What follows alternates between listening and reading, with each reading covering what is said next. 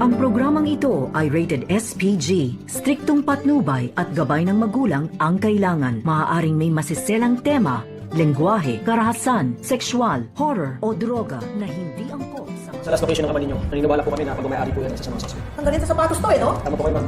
Pati nga po yan ng sapatos pa babae. Agad naman nagtungo itong si Giselle at RJ sa presento at kasama na nga dito itong si Annalyn. Nang tawagan nga sila ng pulis na kumukuha nga dito sa fingerprint dito ni Zoe at napag-alaman na nga nila ni Giselle at RJ na iisa lamang daw ang may-ari nang nagkaroon ng match itong fingerprint dito at dito sa medical supplies na kanilang nakuha. At may natagpuan na naman daw na another na ebidensya doon sa malapit sa nangyaring pagkahulog dito ni Don Pepe sa bangin. At naniniwala itong pulis na pagmamay-ari ng isang babae ang nakuha ng mga ito dahil sa disenyo ng isang sapatos. At dito nga na sinabi ni Giselle na disenyo nga ito sa sapatos na pagmamay-ari ng isang babae. Kaya agad naman na mas naragdagan pa ang kanilang kutob na baka si Moira nga daw at itong si Zoe ang salarin. At nagtanong itong si RJ at itong si Giselle kung kaninong fingerprint nga ba ang nagmatch, kay Zoe nga ba o kay Moira.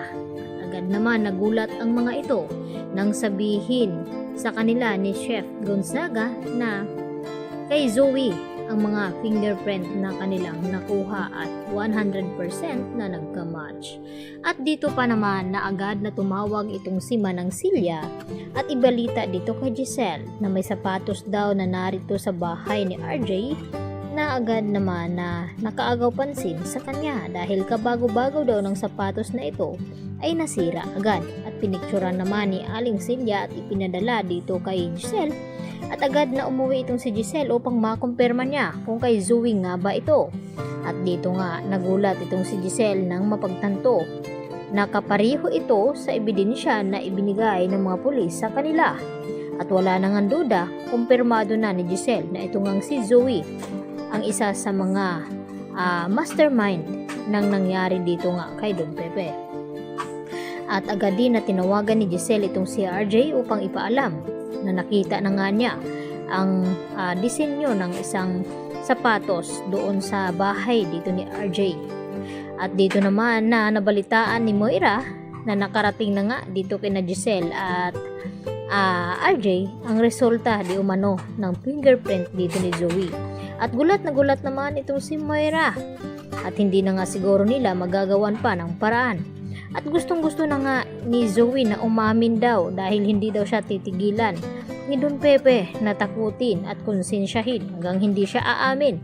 At dito naman nagalit ng husto itong si Moira kay Zoe na kahit anong mangyari ay wag daw ilagay ni Zoe sa alanganin ang kanilang mga sarili at wag daw siya aamin dahil tatakasan na lamang daw nila itong mga ebidensya na hawak ng mga pulis ngayon.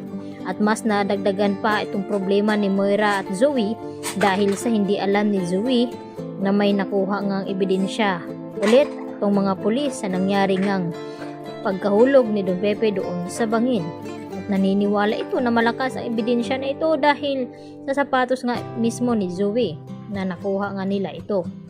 Kaya agad naman na hanggang umiyak na lamang ang ginagawa ni Zoe dahil sa marami na ngang ebidensya na nakuha itong mga pulis, kaya malabo na nga matatakasan pa dito ni Zoe at Moira ang mga ebidensyang hawak ng mga kapulisan ngayon.